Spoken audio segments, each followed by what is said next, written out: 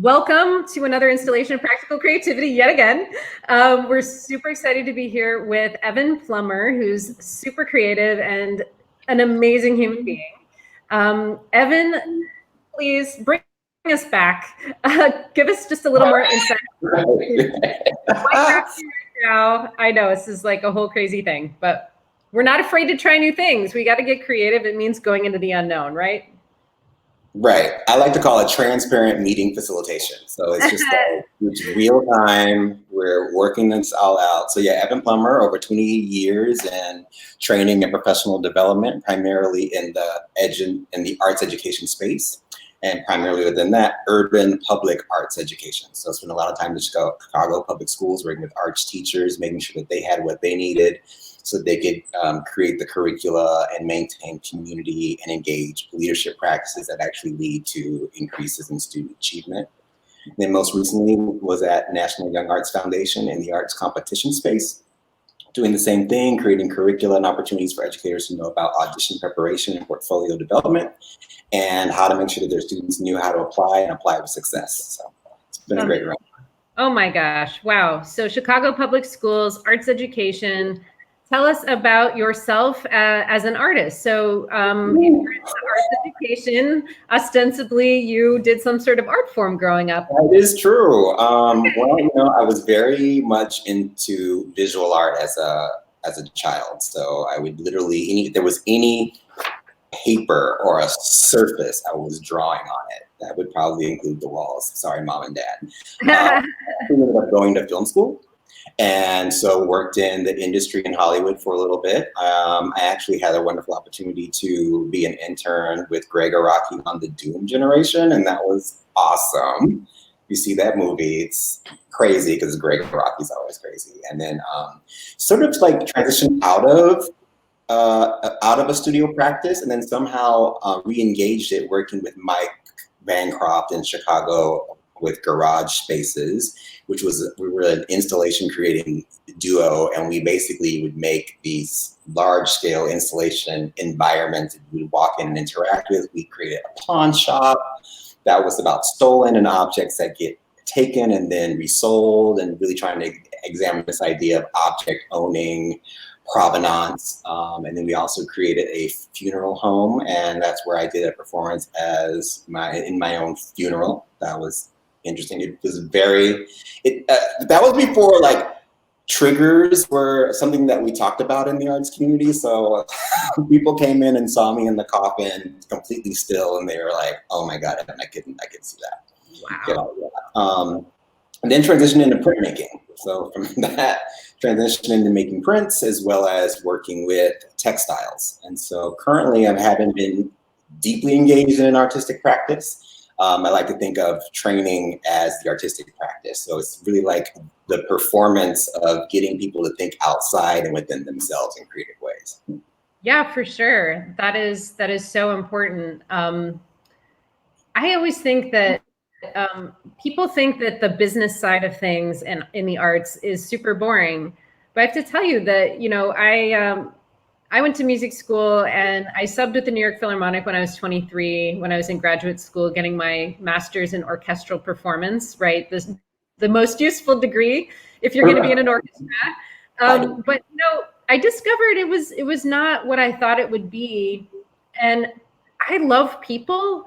And I realized that life would be choosing like 6 hours a day by myself in a room, making reads and then also practicing. And I'd be with this amazing group of people I couldn't actually talk to. And what I found was I felt more creatively engaged. I get bored easily. I need a lot of variety. So when I became an arts manager, I was like so creative all the time, designing systems, designing process, collaborating with people in the completely unknown space. So I totally identify with what you're talking about. When you're training and you're working with people, it's really creative and it's really hard, right? Because there's no right answers and there's always something exploding, something that is requiring our attention and requiring us again to be creative in solving the problem, which is not necessarily an artistic problem, but we can look at anything artistically in order to solve it. So that artist brain And the way that kind of like artists never say no. Yeah. And artists are always finding a way, which is why I think the arts in education, it's so important for young people to encounter art, because it requires a different set of muscles and a different way of looking at things. So tell us kind of like how your habits of mind as an artist and, your ability to go into the unknown, including your own death, how cool, it's translated over, both sides. So your artistic practice and then your practice as an educator and arts manager. Sure. And I would also like to just add up is that when Marte and I discussed today, this was before George Floyd and where we currently are today, right? So we have a beautiful plan to talk about those sort of things, what was happening in the pandemic, and a lot of these processes that I've been implementing during the lockdown that I want to see continue. So I just want to let the viewers know that if we don't address race, it was primarily because we planned today in a space where that was not necessarily the most prominent topic. Now it might come up because not because I am a Black person, but because of some of the ways I might interact with community and communities may be informed and inspired by my experience as a Black American. So just wanted to throw that out there. So we're not being tone deaf to what's happening. Right. So the question is like just that process around like my studio practice. So I would say that I love being around people. So, and I am a people person. So I wanted a studio practice that involved people.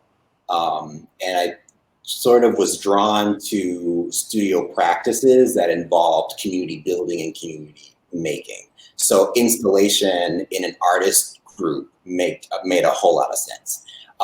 Working on actual film productions with crews make a lot of sense for me. So I'm probably not going to be the artist that's going to be in a studio alone, creating work, interacting with materials, right?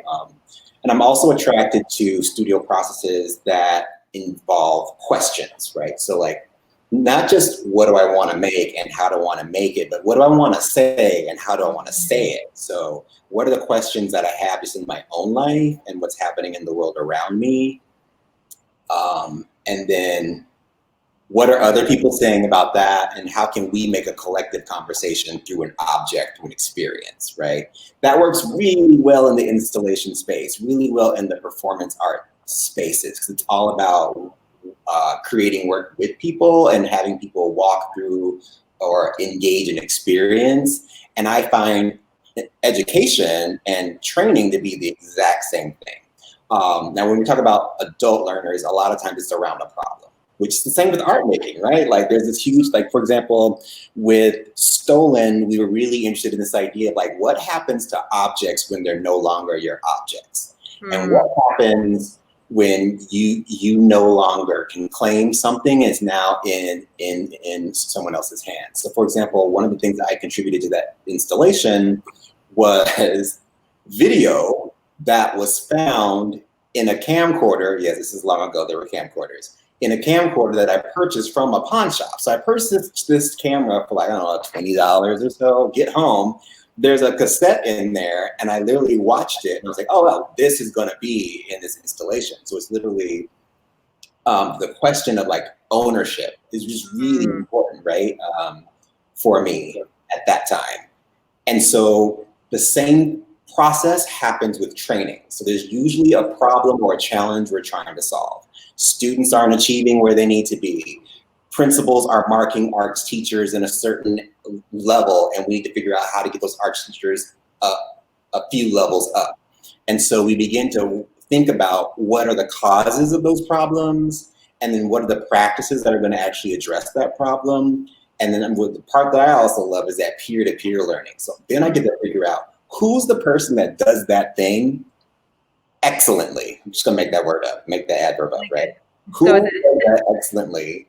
And then how can I get that person to talk to his or her colleagues in a room about what they do and how they do it so that other people can start to engage those practices and processes. So it's just very training and just moving adults to a greater space of efficiency and efficiency. It's just a really it's an artistic process.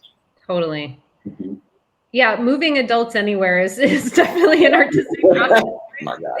Who's the most resistant? It's not kids. Kids are usually down for like, hey, let's do an opera. Like Right. Yeah. let's paint, you know? And it's Um, like adults are just like children. That's like the other part that I really enjoy is yeah, that the same behaviors I would see with third graders is the exact same behaviors I would see with teachers of third graders, and helping them to see themselves in the children they teach in order to then now improve on their teaching practice. Beautiful process. Same with totally. managers. Helping managers to see themselves in their employees, beautiful process. And really Absolutely. understand exactly like how to talk and engage that employee, still hold them accountable, but then moving them to a greater level of proficiency and efficiency. Right. Yeah, I think I remember also I remember feeling as an artist that I needed to be perfect. Like I needed to be absolutely a master at something before I would show anybody if it was a new thing. And so I think a lot of adults have also been shamed around their own ability in the arts because somebody told them they couldn't sing or somebody told them something else that wasn't really helpful. I'm seeing also here Mary Ridley, Amanda Lichtenstein, Linda de Guzman. They're all here. She says we can do opera with young kids. Yeah, because kids are super open and they haven't been told that either opera's not cool or that's not for you or, you know, what's wrong with you? You like that kind of music or you're not talented. That's the one I get the most when I work with adults. I have to get them to unlearn in order to get them to a creative, playful space where new possibilities can happen. And that's a lot about asking questions and going into the imagination. We have to unlearn sometimes in order to actually move forward creatively. So I love what you're saying about adults is they are just like kids, but I think sometimes there's a shame factor that we have to transcend in order to actually move into that space of possibility. But speaking of possibilities, what are some of those questions you have asked in your work and in your education and admin work?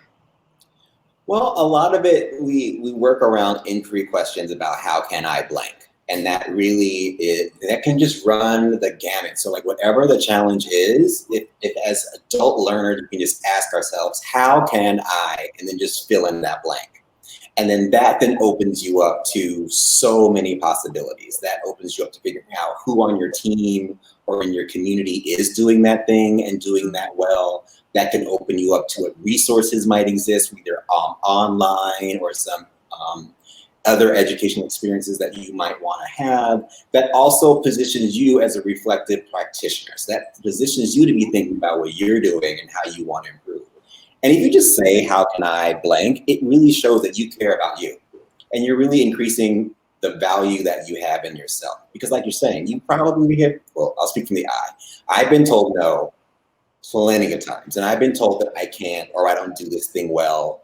And if I care about that particular practice and I value that practice as something that's going to move my work forward and actually impact my customers, and by customers, that might be my students, that might be my other educators in my school, that might be other people on my team in my department. If I value that practice and can see how it can improve my work, then yeah, I want to do that. So I'm always, I position a lot of just how can I blank. I love that, and I think it shows so much caring. We're in a time where I'm gonna go there, right?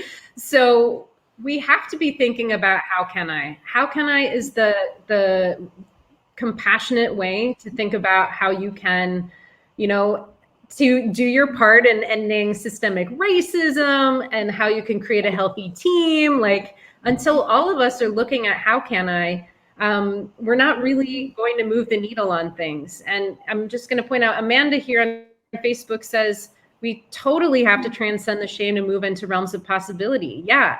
So how can I is one of those ways that I think that we can bring people along. So I love that you shared that. Right. And I think it's such a simple question. and it gets at the heart of what's important and what we want to be, and getting us to the possibilities. What I like about it as well, it's about sphere of influence. It doesn't say, I want to dismantle systemic racism and I'm going to chair Black Lives Matter. If that's what you're called to do, I get that. But anyone could just ask themselves, how can I contribute to taking down systemic? And then literally you'll figure out what's in your sphere of influence within reach, what you're capable of doing. And I think that's making it practical. Okay, so this is called practical creativity. We go into the possibilities so that we can actually do something concrete, right? Right. So I think also when you make it personal, you bring it out of the abstract and into a place where you can take action. So tell us, I know we had originally talked about doing the impossible. So speak to us a little bit more about what that means and how you have come to new understandings about yourself and some re-remembering. Right. I know, right? A couple of weeks ago, it was a very different world. I was talking to Amanda on the phone, and Amanda's a brilliant writer who taught me that we don't go to safe spaces to be safe. We go to safe spaces so we can really reconstruct ourselves and be a greater version of ourselves to then confront whatever we need the safety from, right? And so in speaking with her, I realized that there's so much politically that we as a nation were discussing specifically around the presidential campaign, and these ideas like what is socialist and Bernie Sanders and this is possible and this is impossible. And I'm not for one or whatever candidate with this, but what I realized is that the things that candidates like Bernie Sanders was talking about, a nation coming together to support its people, those things were happening because of the pandemic. So we said we couldn't feed a nation. That's impossible. No, when we're feeding a nation, there's so many food banks. There are cars parked out there, like lines for blocks. They said we couldn't take care of a nation's health. If you have COVID, there's a whole army of hospital frontline workers there to support. Like the things we said were impossible, supporting each other as a nation, are possible, and we're witnessing them. So I was like, oh, that made me think about, well, what did I think was, like, what am I doing that I once thought was impossible? One, staying home all day, right? Like, yeah. Working from home, right? Working from home and being productive, right? Yeah. Having a life-work balance. And I think because having to spend 8 hours of screen time in my dining room, which you can see, it really made me realize the value of having a shutdown time. So like at 5:30, computer is coming down, shutting down, and I'm moving into something else. Also learning the value of a process, because I don't have a product anymore, right? So I'm not leading professional development. There are no trainings. I'm not in schools because everything is closed. So it's less about what I'm producing and more about how I'm producing the work in its current iteration.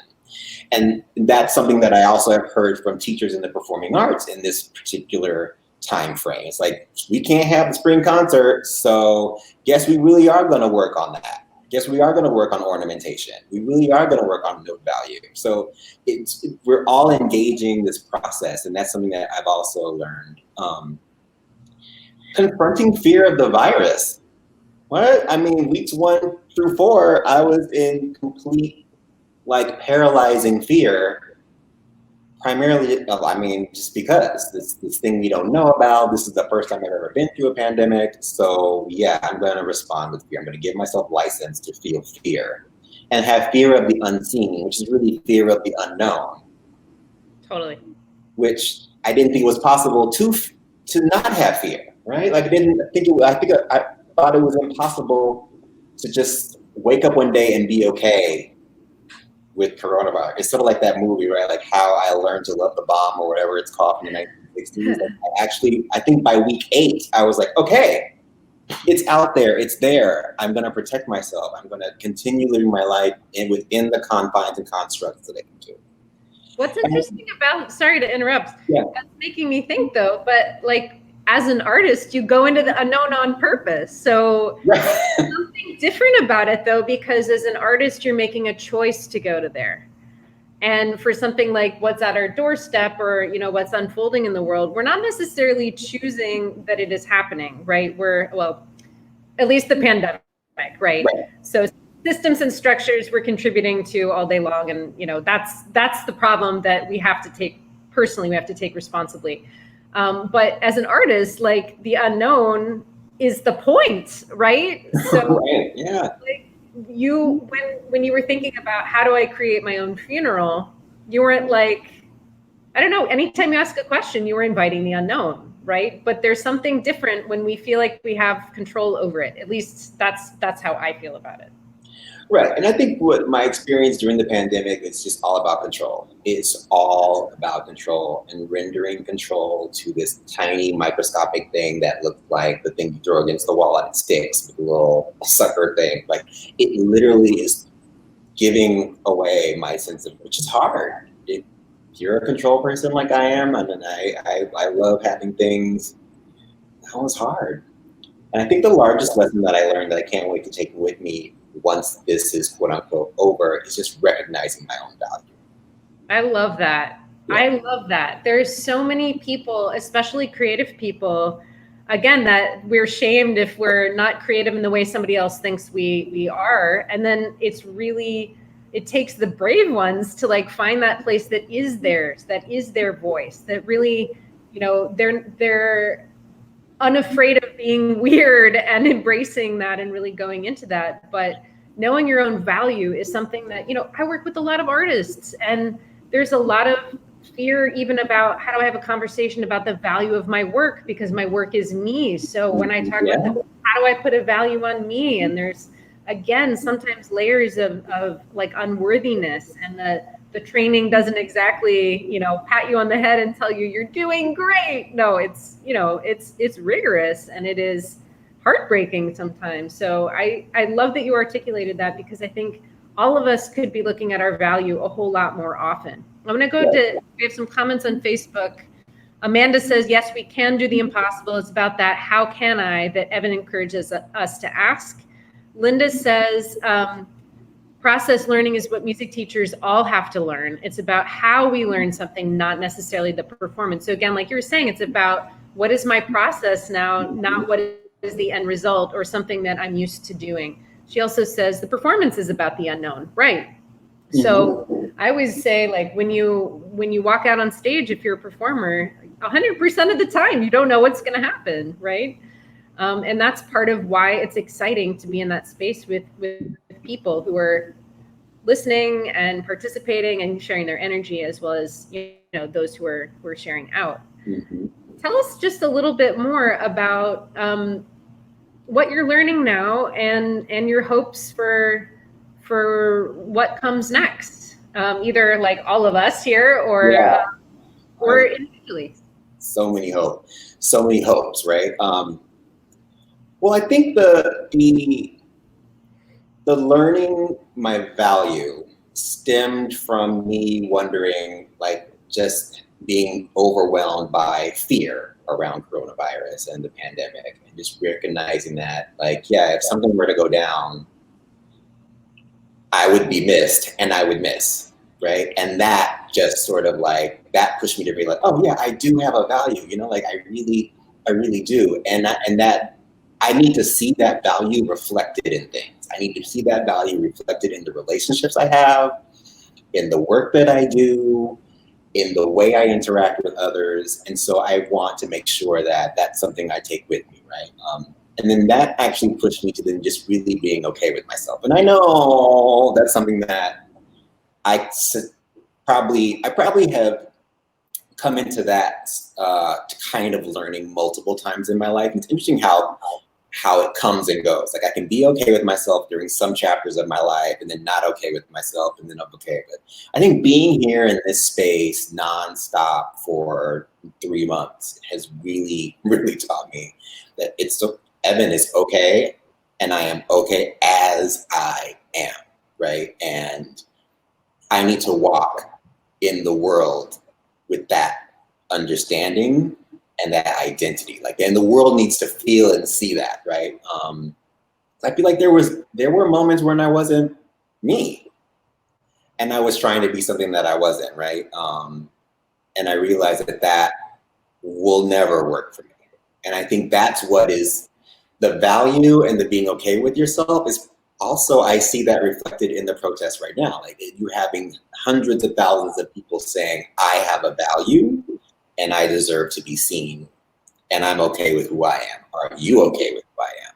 Yes. And that's something we all need to take into what comes after this. So yeah. Totally. I got chills when you said that just now, because I think it is, I mean, privilege is about what we take for granted. And so to have so many people waking up to that, they're walking around in the world where they just implicitly see or don't see the shades of value all around them and what society is doing with that, right? Also, Amanda's saying here, Cunha says, beautifully said. Amanda's saying, so true, self-acceptance is a huge part of liberation. Yes. Yes. So, yeah. But I think what you said is really profound, because it is, especially right now, we can't be in a place where we're thinking about our value and the value of others if we're not in a place to reflect. When we're in only products, produce. We're not actually giving ourselves space. And actually, I was talking with a friend yesterday, and she said the ability to talk about race and what is happening in this country and what has been, like, all of the systems and the practices of white supremacy, we could not actually be talking about that if we hadn't had the pandemic, because we have been alone and we've been reflecting and we've been disrupted. Like, imagine if that hadn't happened, would we actually be in this place where we can have these conversations and get vulnerable? I don't know, but I think it's likely that, you know, this is possible now, and I'm very hopeful about the, you know, what people just talking about it and reflecting on, you know, what role they've played in it and making different choices, like buying from Black businesses to start, you know, just making, again, small individual changes. But would that have even been possible if we hadn't been completely disrupted? Right. And I think one thing that I've learned from history is that major calamities usually bring about social change, whether it's world wars, Great Depressions, empires tumbling. Like, when the whole world gets a little rattled, then people are self-actualizing and thinking, well, actually, no, I want what I'm entitled to as a human being. There's something beautiful in that. You know, and I feel like what we're witnessing is like this new chapter in civil rights that, like, I'm realizing and learning that, oh, it really took the civil rights movement after World War I and the race riots that took place then. It really took the civil rights movement that took place after World War II and the marches, and that it took President Obama being in place, and then it took what happened now with Black people losing their lives in police custody for us to get to this point. And with each time, the movement gets larger and larger and larger. It's really beautiful to really see that happening, regardless of what side. Like, we're having conversations that are tough, and that's what I feel is really important. And everyone's partaking, so that's like even better. It's like, finally you're having healthy conversations about race, and it's not just Black people at the table. Finally. Right. Let's keep that going after the pandemic. Let's totally. Keep it going after the election. Let's keep that going. Totally. I'm having conversations with my parents about this stuff, and, you know, they're not comfortable with it. So, you know, I hope that everyone around the world is doing that. Well, at least in this country, which was built on these structures that were not designed to be fair to everybody. So yeah. I'm with you. I have a lot of hope. I think this can be a catalytic time in many ways. And, you know, even to have these conversations we're having is almost like an act of artistry, because it is the unknown and it is looking into what can I do. Mm-hmm. So I could talk to you all day long. You're just such a beautiful, fascinating person. Did you have any final thoughts or something that we did not cover yet? And again, we'd love to have you back on here and continue the conversation. I would love to be back on. This has been great. Perfect. I think I've covered, you know, I just feel like the things we're talking about is just, like, these are huge learning opportunities. And I think that unfortunately it took a pandemic for us to get here, right? Unfortunately, it took tremendous loss of life for us to be in this space of learning. And there's parts of me that do feel a little guilty about that. And I have to keep asking myself, how can I feel less guilty? Like, how can I feel like I am contributing something? I'm just really looking forward to a new season and really having lots of more questions answered and asked. And if anyone wants to, hit me up, just hit me up on Facebook or Instagram, Evan Plummer. And this has been great. Thank you for having me on. Thank you, Evan. Such a pleasure, such an honor. And especially in thinking about artistic practice and reflecting on who we are and our identity and what that means in our work and in our play and in our art. I think is just it's one of the reasons I really look forward to conversations with you. So thank you for sharing of yourself. I will be posting this on YouTube, so I'll include all of the links to where to find you, LinkedIn, Facebook, etc. Yeah. And thank you all for joining us. Thanks for joining us. Okay, and Amanda says, Evan, you're brilliant. Thank you. It's always a pleasure, and we'll see you all later. Stay creative, everyone. Bye-bye. Stay creative.